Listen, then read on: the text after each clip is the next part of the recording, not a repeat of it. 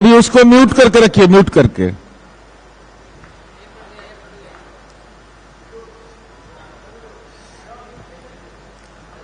आज का ये संवाददाता सम्मेलन जिसमें हमारी पार्टी के प्रदेश के प्रवक्ता डॉक्टर सुनील सिंह जी उपस्थित हैं। आप प्रिंट इलेक्ट्रॉनिक मीडिया के सम्मानित साथियों का स्वागत है। आज का जो विषयगत संदर्भ है वह all India institute of medical science के नाम पर देश के अंदर कैसे फर्जीवाड़ा किया जा रहा है।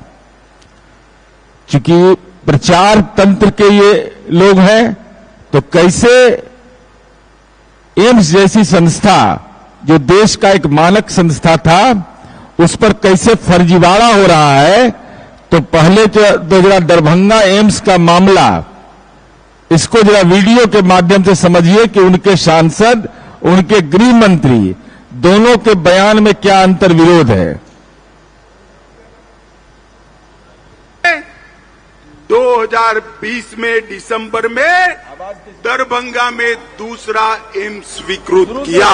अब 151 एकड़ भूमि दी, ये पेंडाल से भी 3 गुना बड़े गड्ढे वाली भूमि दी है। इनके कारण ही 1250 करोड़ की लागत से बनने वाला एम्स रुक गया। यदि एम्स बनाना चाहते हैं शोभन में ही, तो शोभन में एम्स के लिए जमीन सारा उपलब्ध करवावे। वहां पर जो भी एम्स के लिए चाहिए साधन उसको निश्चित रूप से 100 समय उपलब्ध करावे, ताकि भारत की सरकार एम्स बनाने के लिए जहां पर 15 सितंबर 2020 को 1264 करोड़ 750 बेड के लिए निर्णय करके राज्य की सरकार शोभन एक्मी बाईपास पर जो जमीन लो लैंड देने का काम किया है, उसी लो लैंड में हम बैठेंगे और राज्य सरकार से मांग करेंगे जो आप एम्स बनाने का काम आप प्रारंभ करवावे। भारत की सरकार जहां आप बनाना चाहेंगे वहां तैयार। लेकिन मोदी जी ने मैं डॉक्टर सुनील, प्रदेश प्रवक्ता, और आदरणीय नीरज सर और आप हमारे प्रेस के बंधुओं, जैसा कि आपने देखा किस तरह केंद्र की सरकार, आवाज आ रही है अब केंद्र सरकार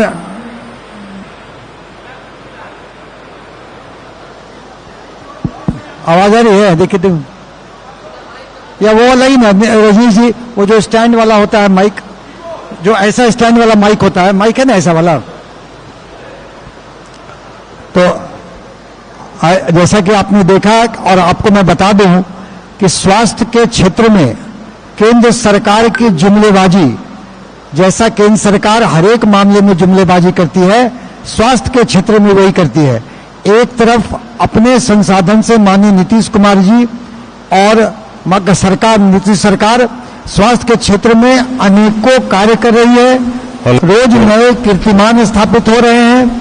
और जितना एम्स के ख्याल से जो लोग, आवाज ठीक है ना, हाँ, एम्स के ख्याल से आप अगर देखेंगे तो एम्स जो बने उनके इन्होंने एक्ट में चेंजेस, अब आवाज आ रही है, अब ठीक है ना। तो मैं आपका ध्यान आकृष्ट करना चाहता हूं,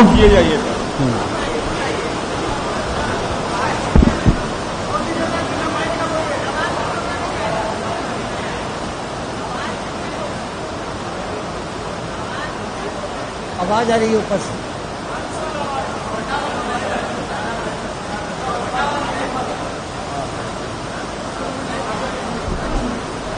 हेलो, माइक टेस्टिंग, आवाज क्लियर है? आवाज क्लियर है? Mic testing. क्या पत्रकार बंधुओं आवाज साफ आ रही है? हाँ, क्या बिना माइक के बोले क्या? अच्छा बोलिए, आप बिना माइक के ठीक है?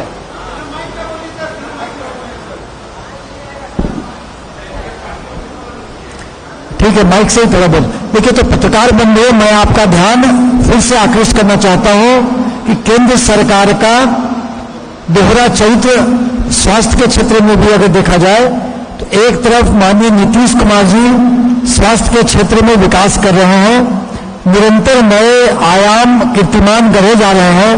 आप देख रहे होंगे पीएमसीएच का, पीएमसीएच में 5600 करोड़ लगाकर 5500 बेड का हॉस्पिटल बन रहा है और अभी जो बेड की संख्या है वो 1175 है। तो ये पीएमसीएच की हो गई।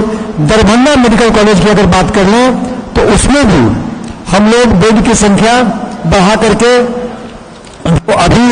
अभी जो है वो 1170 है, उसको हम लोग 1670 कर रहे हैं सर। और आईजीएमएस में और डीएमसीएच में 1030 बेड का है और 2500 बेड का उसको सैंक्शन है और डेवलप कर रहे हैं। दरभंगा में जैसे हमने फिर दरभंगा की बात करें, दरभंगा में एम्स खोलने का केंद्र सरकार का निर्णय हुआ, लेकिन उसके हर एक नेता हमेशा अलग अलग बातें करते हैं, जिससे इस बात का फलाफल मालूम होता है कि केंद्र सरकार बिहार के प्रति सौतेला व्यवहार करती है।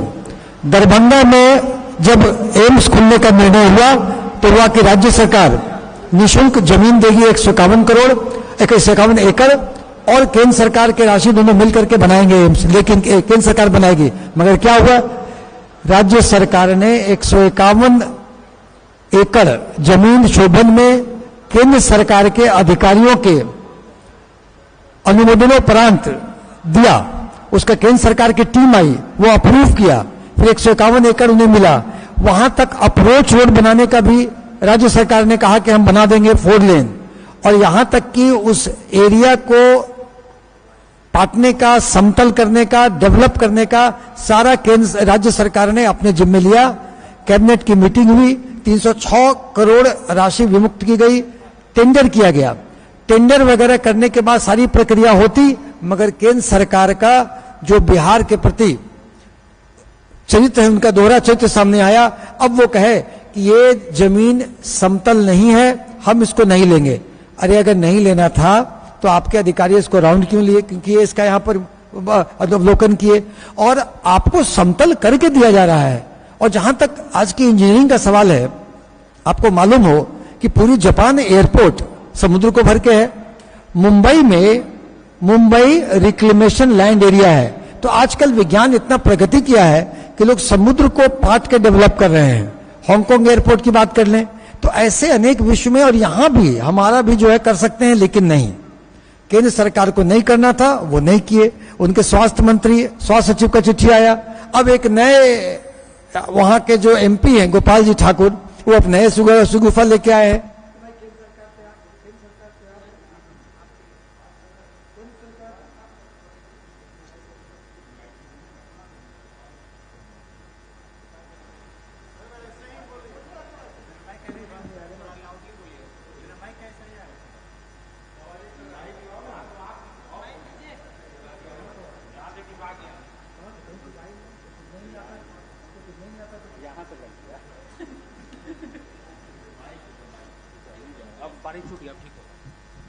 अब आवाज ठीक है ना अब? हाँ, तो केंद्र सरकार ने फिर अब उनके एमपी ने नए सुगुफा दिया कि केंद्र सरकार तैयार है। तो केंद्र सरकार के इस तरह डिली डैलिंग टैक्टिस से दरभंगा एम्स के मामले में उनकी राजनीतिक मंशा साफ हो गई है कि बिहार के प्रति उनका भेदभाव है। झंझारपुर में बोलते हैं उनके गृह मंत्री कि हमने वहां पर कर दिया, और इतना ही नहीं, एक प्रश्न किया गया लोकसभा के, उसके जवाब में दिया गया कि दरभंगा एम्स चालू है। अरे चालू क्या है, आप इलाज करवा लीजिए। उनके डायरेक्टर की नियुक्ति कर दी गई। एम्स एक्ट का अगर देखेंगे तो एम्स एक्ट में आप अगर वहां पे करें तो अलग भिन्न है, दिल्ली के एम्स की भिन्नता अलग है, और अन्य राज्यों के एम्स में आपने एक्ट का किया संशोधन। तो आपकी मंशा ठीक नहीं है। केंद्र सरकार स्वास्थ्य के मामले में जुमलेबाजी कर रही है, और राज्य सरकार का देखेंगे तो हाल में भी, कल भी आईजीएमएस में भी गरीब मरीजों, अन्य मरीजों के इलाज की दवा और उसकी चार्जेस को निःशुल्क किया गया। तो ये मैं यही बताना चाहता हूं कि केंद्र सरकार का दोहरा चरित्र सामने आता है, बिहार के प्रति उनका नकारात्मक नजरिया है, लेकिन तब भी माननीय नीतीश कुमार जी और नीतीश सरकार अपने आंतरिक संसाधनों से स्वास्थ्य के क्षेत्र में विकास कर रही है।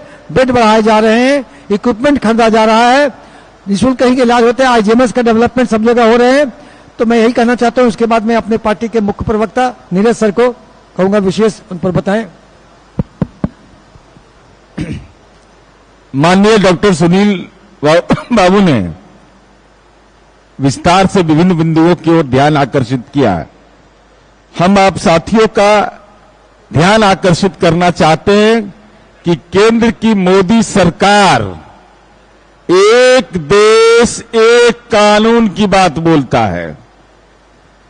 एक देश एक कानून।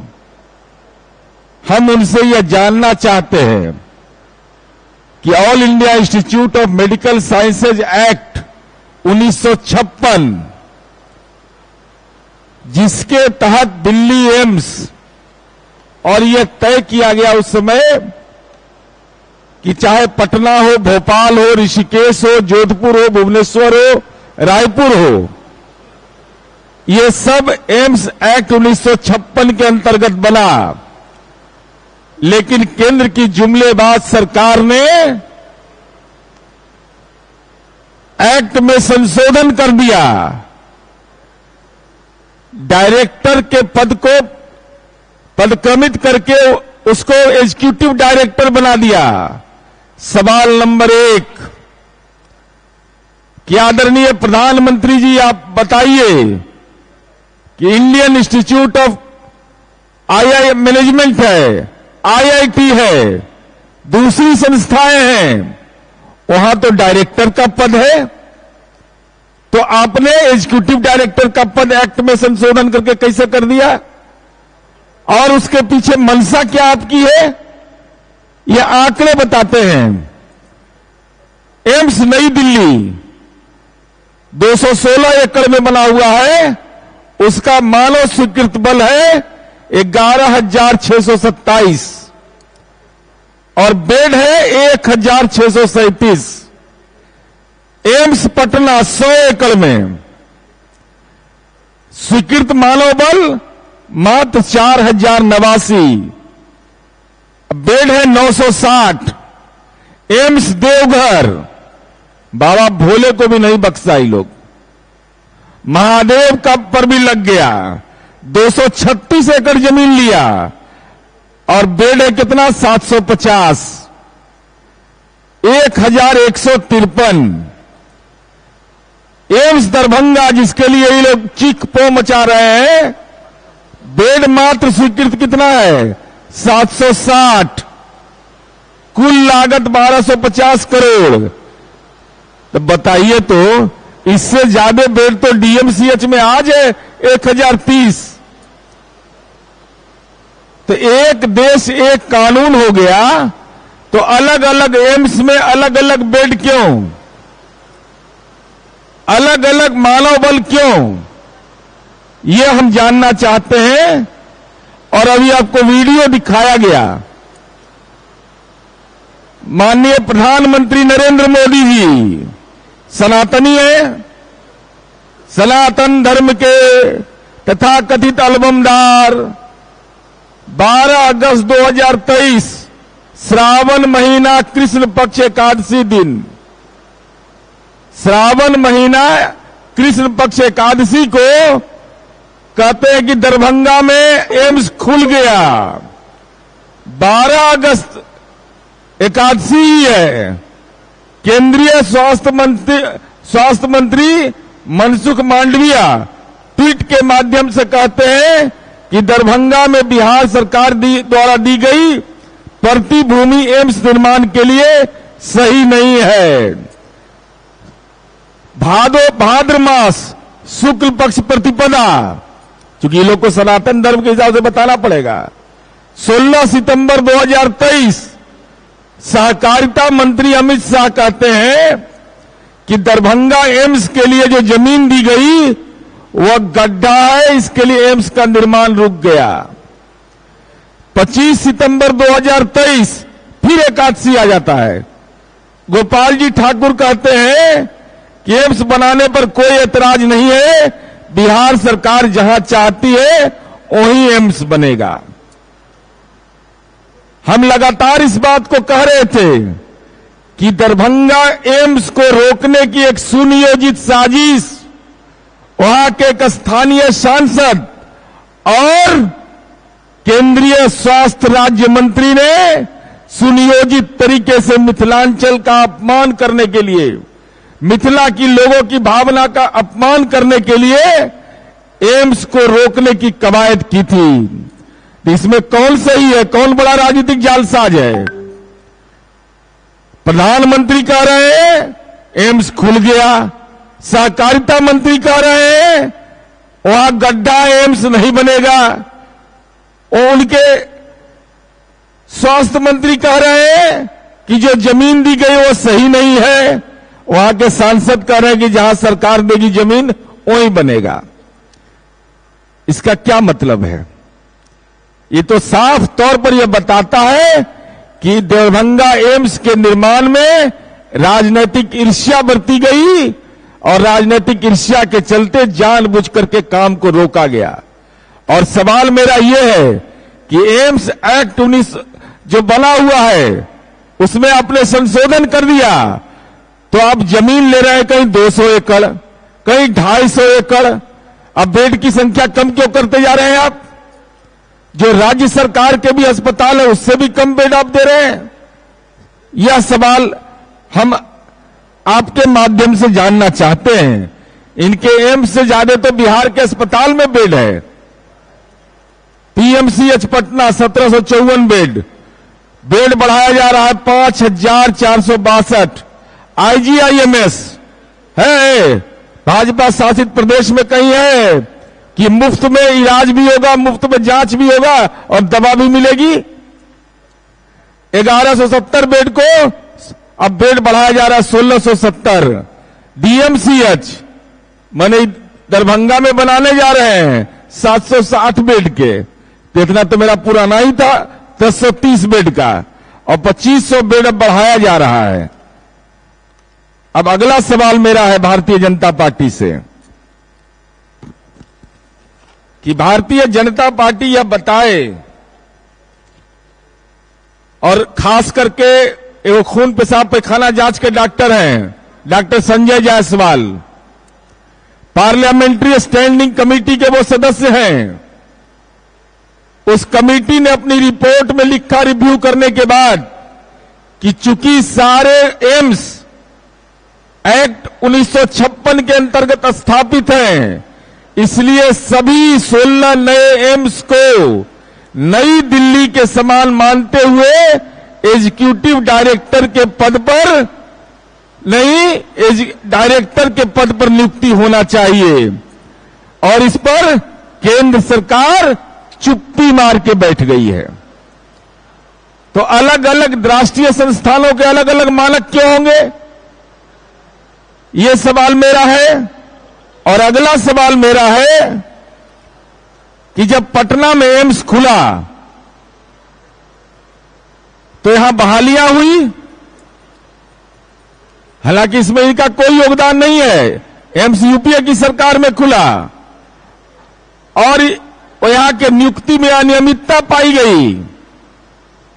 आर्या कमेटी बनी, आर्या कमेटी ने अपना प्रतिवेदन दिया और कहा कि इसमें ये गड़बड़ियां हैं, इन लोग के खिलाफ कार्रवाई करिए। 3 सितंबर 2014 को एम्स पटना की अनियमितताओं की जांच रिपोर्ट जमा किया गया। नरेंद्र मोदी की सरकार का पदार्पण हो गया और वो रिपोर्ट पर कुंडली मार करके बैठ गए। एम्स जैसी संस्था के साथ कैसा राजनीतिक दुराचार इन लोगों ने किया।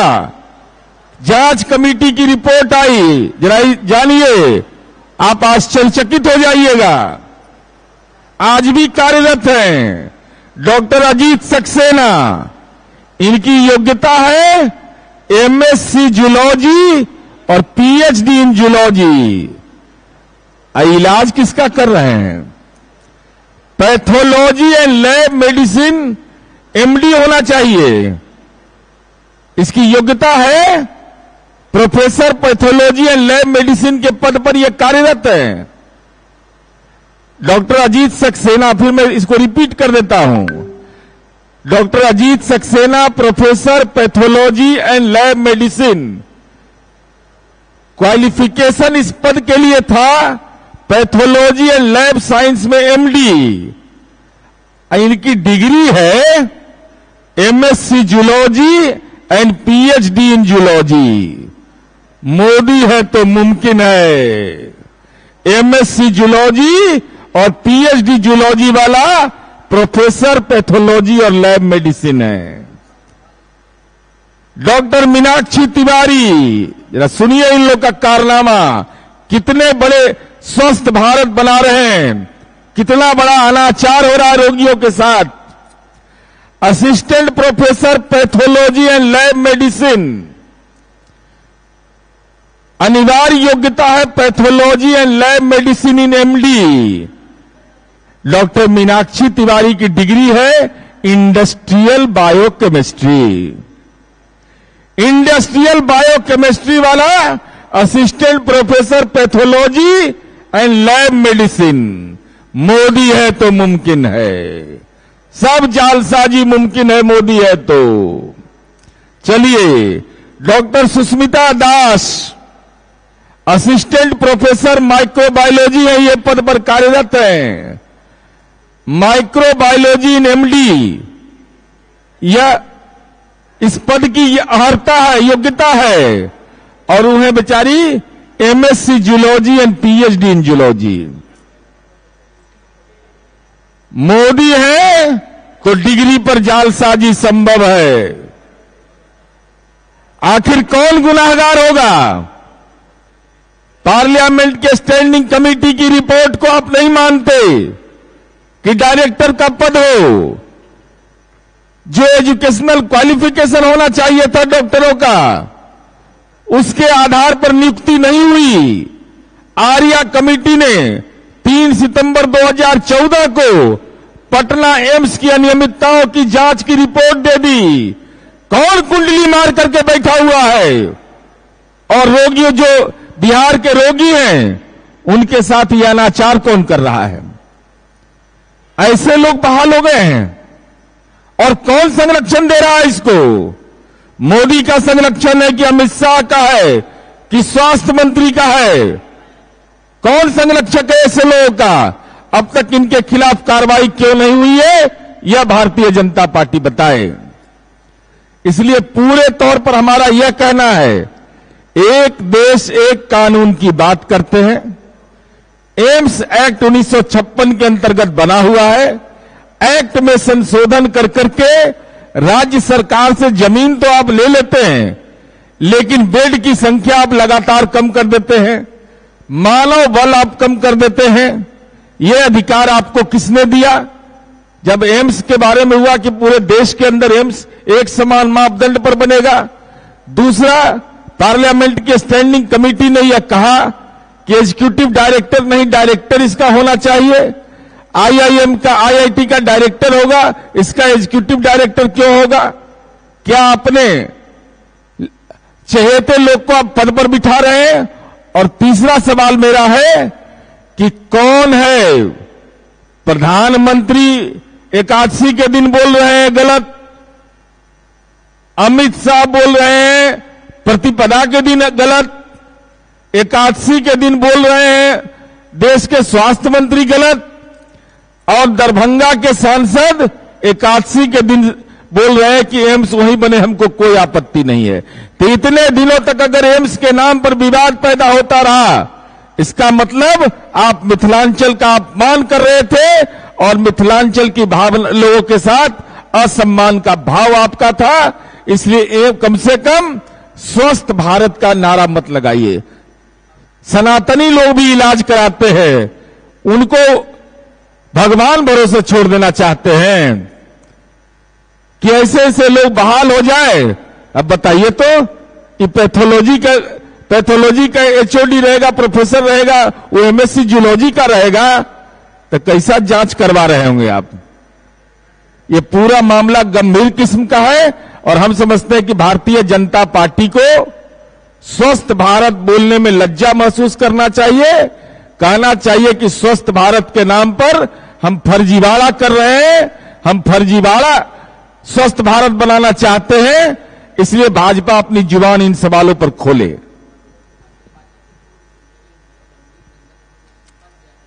नहीं मालूम, बहुत इस्तीफा का कौन मतलब है? कोई बुलाने गया था कोई किसी को क्या? कौन का इस्तीफा दे दिए? कौन?